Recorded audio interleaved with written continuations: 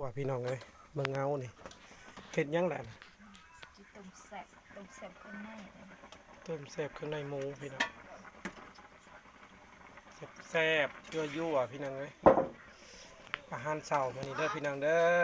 กินน้ำกัน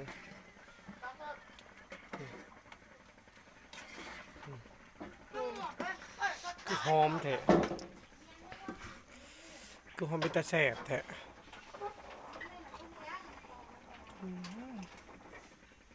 เป็นยังไง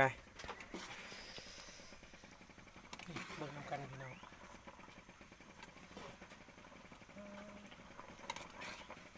มันสิชิมเบิ่ง ชิมลูก สิชิมเบิ่งพี่น้องเอ้ย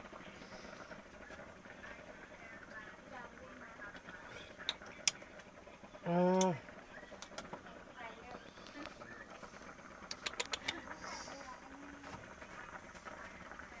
ชิมมึงไงพี่น้องเอ้ย